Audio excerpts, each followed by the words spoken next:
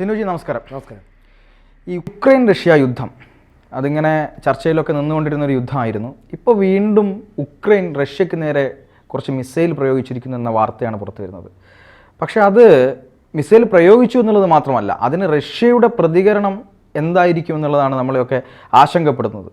കാരണം റഷ്യ കഴിഞ്ഞ ദിവസം ഒരു കാര്യം പറഞ്ഞിട്ടുണ്ടായിരുന്നു, ഇനി ഏതെങ്കിലും ആണവ ശേഷിയുള്ള രാജ്യം ഉക്രൈനെ സഹായിക്കുകയാണെങ്കിൽ, അല്ലെങ്കിൽ ഞങ്ങളെ ആക്രമിക്കുന്ന രാജ്യത്തെ സഹായിക്കുകയാണെങ്കിൽ ഞങ്ങൾ ആണവ പ്രയോഗം നടത്തുമെന്ന് പറഞ്ഞിട്ടുണ്ടായിരുന്നു. ഇത് യൂറോപ്യൻ രാജ്യങ്ങളെ ആകെ ബാധിക്കുന്ന ഒരു വലിയ പ്രശ്നമാണ്, ലോകത്തെ തന്നെ ബാധിക്കുന്ന ആശങ്കയാണ്.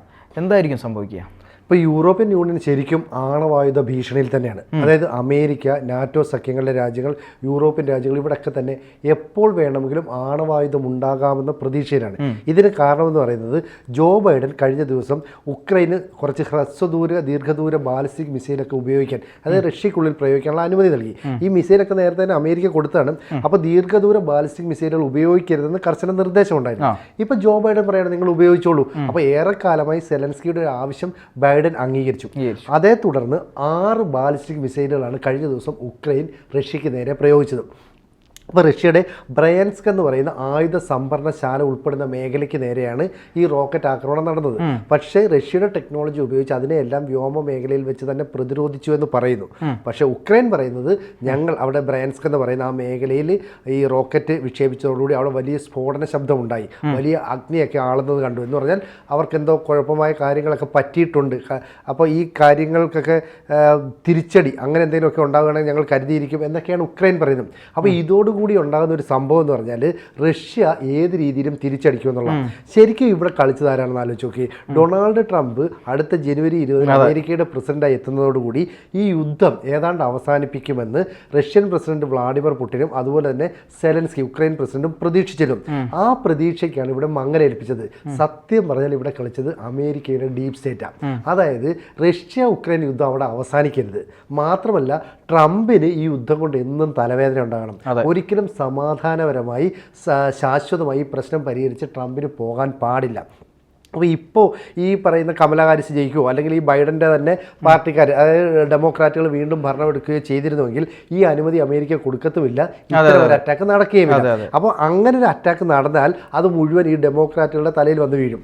ഇപ്പോൾ അതിന് പകരം കൊടുത്തു ഉക്രൈൻ ആയുധമൊക്കെ കൊടുത്തിട്ട് നിങ്ങൾ അറ്റാക്ക് ചെയ്തോളാൻ പറയുന്നു. അതിൻ്റെ ഫലമായിട്ട് ഈ പ്രശ്നം മുഴുവൻ ട്രംപിൻ്റെ തലയിലേക്കാവും, റിപ്പബ്ലിക്കൻ പാർട്ടിയുടെ തലയിലാവും. ഇനി അവർ ഇതിൻ്റെ പുറത്ത് കടന്ന് ഓടേണ്ടി വരും. അപ്പോൾ ഇവിടുത്തെ ഒരു പ്രശ്നം എന്ന് പറയുന്നത് ലോകത്ത് ഒരു കാലത്ത് ഏറ്റവും വലിയ രാജ്യം USSR ആയിരുന്നു. അന്ന് മുതൽ തന്നെ ഈ USSRന്റെ കയ്യിൽ വലിയ ആണവായുധങ്ങൾ, ലോകത്തെ തന്നെ ഏറ്റവും മുന്തിയ ടെക്നോളജി, ഇതെല്ലാം തന്നെ ഉണ്ടായിരുന്നു. പിന്നീട് കാലക്രമേണ USSR ശിഥിലീകരിക്കപ്പെട്ടു. അപ്പോഴും അതിൻ്റെ ഒരു വലിയ രാജ്യമായി നിലകൊണ്ടത് റഷ്യയാണ്. അപ്പോഴും റഷ്യക്ക് ഈ ടെക്നോളജി എല്ലാം ഉണ്ട്, ആണവായുധങ്ങളുമുണ്ട്. എന്ന് പറഞ്ഞാൽ ഈ നാറ്റോ എന്ന് പറയുന്ന സഖ്യം പോലും രൂപീകരിക്കപ്പെട്ടത് സോവിയറ്റ് യൂണിയൻ എന്ന് പറയുന്ന ഒരു വിശാല സാമ്രാജ്യത്തെ ഭയന്നുകൊണ്ടായിരുന്നു. അപ്പോൾ അവരുടെ ആയുധങ്ങളും എല്ലാം ഉള്ള റഷ്യ ഇപ്പോൾ തയ്യാറായിട്ട് നിൽക്കുന്നു. മാത്രവുമല്ല ഈ അറ്റാക്ക് നടന്നതിന് ശേഷം റഷ്യ പറയാണ്, ഞങ്ങളുടെ ആണവ നയത്തിൽ ഞങ്ങളൊരു മാറ്റം വരുത്തി. ഞങ്ങളെ ഏതെങ്കിലും രാജ്യം അറ്റാക്ക് ചെയ്താൽ ആ അറ്റാക്ക് ചെയ്യുന്ന രാജ്യത്തെ ഏതെങ്കിലും ഒരു രാജ്യം സഹായിക്കുകയാണെങ്കിൽ അവർക്കെതിരെ ഞങ്ങൾ ആണവായുധം പ്രയോഗിക്കും. എന്ന് പറഞ്ഞാൽ ഇവിടെ അറ്റാക്ക് ചെയ്യുന്ന ഉക്രൈനാണ്, അവരെ സഹായിക്കുന്ന രാജ്യം അമേരിക്കയാണ്. അമേരിക്കയ്ക്ക് ആണവായുധമുണ്ട്. അപ്പം ആണവായുധമുള്ള 2 രാജ്യങ്ങൾ ഞങ്ങളെ അറ്റാക്ക് ചെയ്തായിട്ട് ഞങ്ങൾ കൂട്ടും. അപ്പോൾ ഞങ്ങളുടെ തിരിച്ചടി ഭയാനകമായിരിക്കും. എന്ന് പറഞ്ഞാൽ ട്രംപും പുടിനും തമ്മിൽ ഇതുവരെ ഉണ്ടായിരുന്ന ബന്ധം തന്നെ ചിലപ്പം ഇല്ലാതാവും. അപ്പോൾ ഇത്തരത്തിലൊരു ആക്രമണം ഉണ്ടായാൽ അത് ഈ യൂറോപ്യൻ മേഖലയിൽ ഒട്ടുമിക്ക രാജ്യങ്ങളെ അത് വല്ലാതെ ബാധിക്കും. ഇതേ തുടർന്ന് ആ മേഖലയിലെ പല രാജ്യങ്ങളും ജനങ്ങൾക്ക് മുന്നറിയിപ്പ് നൽകുകയാണ്. ഇപ്പോൾ സ്വീഡൻ പറയുകയാണ്, ഏതെങ്കിലും തരത്തിലൊരു അറ്റാക്ക് ഉണ്ടായാൽ ലോകമഹായുദ്ധത്തിൻ്റെ ഒരു ആരംഭത്തിനൊരു സാധ്യതയുണ്ട്, നിങ്ങൾ സുരക്ഷിതമായി ബങ്കറുകളിലേക്ക്, സേഫ് ആയ സ്ഥലങ്ങളിലേക്കൊക്കെ ഒളിച്ചിരിക്കാൻ തയ്യാറാകണം. അപ്പം ഞങ്ങൾ മുന്നറിയിപ്പ് അലാമൊക്കെ നൽകും. അപ്പോൾ എവിടെയോ ഒരു യുദ്ധത്തിൻ്റെ കാഹളം മുഴങ്ങുന്ന അർത്ഥമുണ്ട്. മാത്രമല്ല മറ്റ് ചിലപ്പോൾ സ്വീഡൻ പറയുന്നു, ഫിൻലൻഡ് പറയുന്നു, നോർവേ പറയുന്നു, അങ്ങനെ കുറേ രാജ്യങ്ങളാണ്, ഡെൻമാർക്ക് പറയുന്നു, ഇവരൊക്കെ പറയുന്നത്. ചില രാജ്യങ്ങൾ ഇമെയിലായിട്ട് ഓരോ വീട്ടിലേക്കും ഓരോ പൗരനും മെയിൽ അയക്കണം. അതായത് ഒരു 2-3 ദിവസത്തിനുള്ളിൽ ചിലപ്പോൾ യുദ്ധം ഉണ്ടായേക്കാം. അങ്ങനെ യുദ്ധമുണ്ടായാൽ 3 ദിവസത്തേക്കുള്ള ഭക്ഷണം, അതുപോലെ തന്നെ ഉണങ്ങിയ ഈ ഫ്രൂട്ട്സ് ഒക്കെ ഉണ്ട്, അത്, മരുന്ന്, വെള്ളം, ഇതൊക്കെ നിങ്ങൾ സംഭരിച്ച് വെച്ചോണം. മറ്റൊരു രാജ്യം അവർക്ക് ഈ പാംലെറ്റ്, ഈ ലഘുലേഖകൾ അടിച്ചിട്ട് വീടുകളിൽ എത്തിക്കുകയാണ്. എന്നിട്ട് പറയുകയാണ് ഒരു വലിയ യുദ്ധത്തിനുള്ള സാഹചര്യമൊക്കെ സൃഷ്ടിക്കപ്പെടുകയാണ്, അങ്ങനെ വന്നു കഴിഞ്ഞാൽ നിങ്ങളും ചിലപ്പോൾ ആയുധം എടുക്കേണ്ടി വരും, അതിന് നിങ്ങൾ തയ്യാറായിരിക്കും, നിങ്ങൾ ഒരിക്കലും പേടിക്കരുതെന്നൊക്കെ പറയുന്നു. അപ്പോൾ സ്വീഡൻ ഇത്തരത്തിൽ ലഘുലേഖകൾ അടിച്ച് വിതരണം ചെയ്യുന്നത് രണ്ടാം ലോക മഹായുദ്ധം കഴിഞ്ഞ് ഇത് 5ാമത്തെ തവണയാണ്. അപ്പോൾ അത്രയും ഗൗരവപരമായിട്ടാണ് ഇത് ചെയ്യുന്നത്. മാത്രമല്ല ഉക്രൈനും റഷ്യയും തമ്മിൽ ഇടയ്ക്കിടയ്ക്ക് ഇങ്ങനെ അങ്ങോട്ടും ഇങ്ങോട്ടും മിസൈൽ ആക്രമണം നടത്തും. പക്ഷേ ഇത്തരം മുന്നറിയിപ്പുകൾ ഇതുവരെ യൂറോപ്യൻ രാജ്യങ്ങൾ നൽകിയില്ല.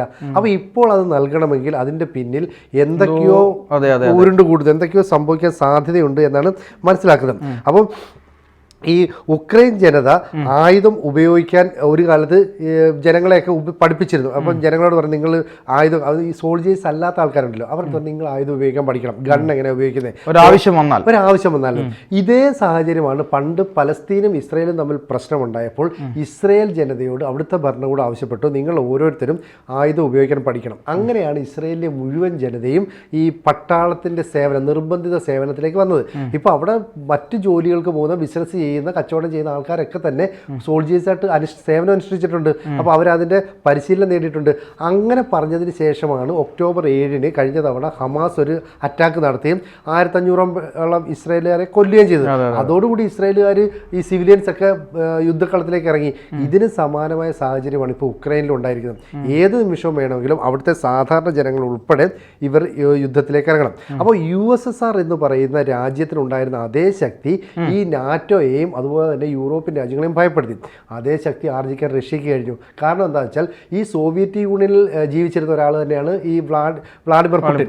അപ്പോൾ ഈ പുടിൻ പിന്നീട് റഷ്യയിലേക്ക് വരുന്നു, റഷ്യയുടെ ഭരണരംഗത്തേക്ക് ഇടപെടുന്നു. അപ്പം സോവിയറ്റ് യൂണിയൻ്റെ തന്ത്രം എന്താ, അവരുടെ ന്യൂനതകൾ എന്താ, അവരെങ്ങനെയാണ് ശിഥിലമായത്, ഈ കാര്യങ്ങളൊക്കെ കൃത്യമായിട്ട് പുടിനറിയാം. അതുകൊണ്ട് തന്നെ കഴിഞ്ഞ കുറേ കാലമായി റഷ്യൻ നേതൃത്വത്തിൽ പുടിനുണ്ട്.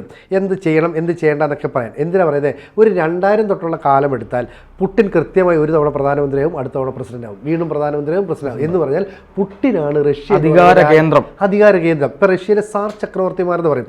ആ ചക്രവർത്തിക്ക് തുല്യമായ പദവിയിലാണ് പുടിൻ ഇരിക്കുന്നത്. അപ്പോൾ പുടിൻ അറിയാം എവിടെ എപ്പോൾ എന്ത് ചെയ്യണമെന്ന്.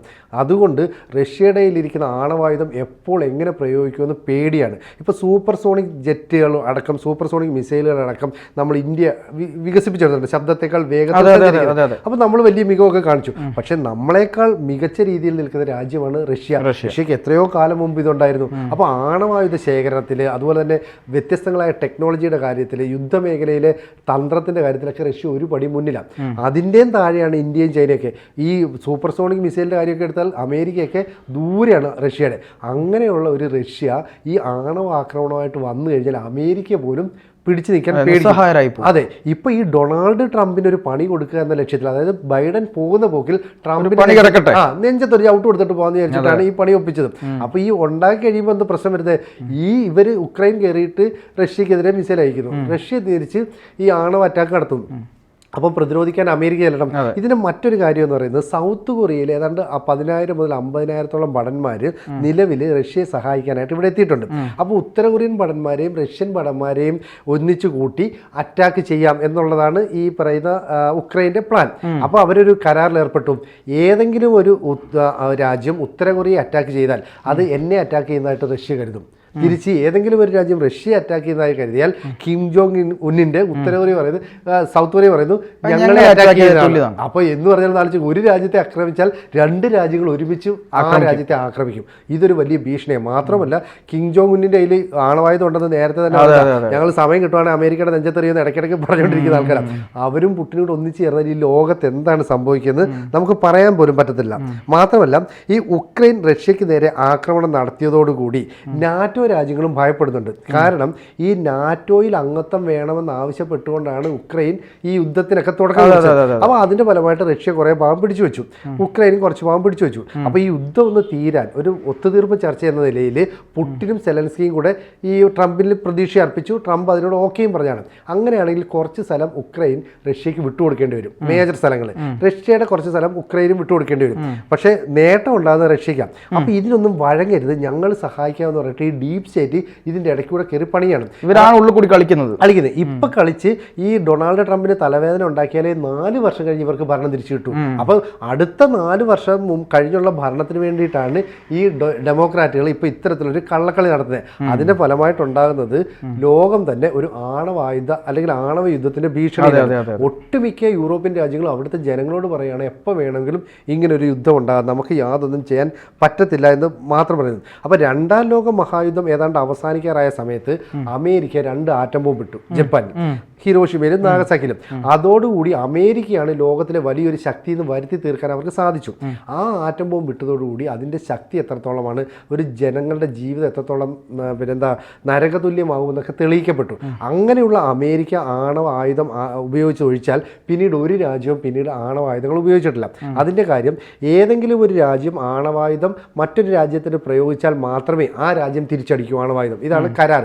പക്ഷേ റഷ്യ അവരുടെ ആണവ കരാർ മയപ്പെടുത്തിയപ്പോൾ എപ്പോൾ വേണമെങ്കിലും ആണവായുധങ്ങൾ ഉപയോഗിക്കാം. അതായത് ഉക്രൈൻ ഞങ്ങളെ ആക്രമിച്ചാൽ അവരെ സഹായിക്കുന്ന രാജ്യത്തിന് ആണവായുധമുണ്ട്, അതുകൊണ്ട് ഞങ്ങൾ തിരിച്ചടിക്കുമെന്നാണ് പറഞ്ഞേക്കുന്നത്. അപ്പോൾ പുടിൻ എന്താണ് ചെയ്യുന്നതെന്ന് പേടിച്ചിരിക്കുകയാണ് ഈ ഇപ്പോൾ പുടിൻ പറയാം ഞാനിപ്പോൾ പൊട്ടിക്കും, ഞാനിപ്പോൾ കാരണം എന്താണ്, അവരുടെ ബ്രയാൻസ്ക് എന്ന് പറയുന്ന ആയുധ സംഭരണ കേന്ദ്രമാണ്. അവിടേക്ക് ഇവർ മിസൈൽ അയക്കണമെങ്കിൽ അതിൽ അമേരിക്കയുടെ പിന്തുണയില്ലാതെ പറ്റില്ല. അങ്ങനെ അയച്ചിട്ടുണ്ടെങ്കിൽ ഞങ്ങൾ തിരിച്ചയക്കുന്നത് ആണവായുധമാണെന്ന് പറഞ്ഞാൽ തീർന്നില്ലേ. അപ്പോൾ നാറ്റോ രാജ്യങ്ങൾ, യൂറോപ്യൻ രാജ്യങ്ങൾ, അതുപോലെ തന്നെ അമേരിക്ക ഒന്നിച്ചിരുന്ന് കരയുകയാണ് പുടിൻ എന്ത് ചെയ്യും, റഷ്യ എന്ത് നിലപാട് സ്വീകരിക്കും എന്നുള്ളത്. എന്തായാലും വളരെ ദിവസങ്ങളൊന്നും വേണ്ടി വരില്ല. അതിനു മുമ്പ് തന്നെ യുദ്ധം ഒരു 3-ാം ലോകത്തിൻ്റെ ഭീഷണിയിലേക്ക് പോവുകയാണോ അതോ പ്രശ്നത്തിന് ശാശ്വതമായ ഒരു പരിഹാരം ഉണ്ടാകുമോ എന്നുള്ളത് നമുക്ക് കാണേണ്ടി വരും.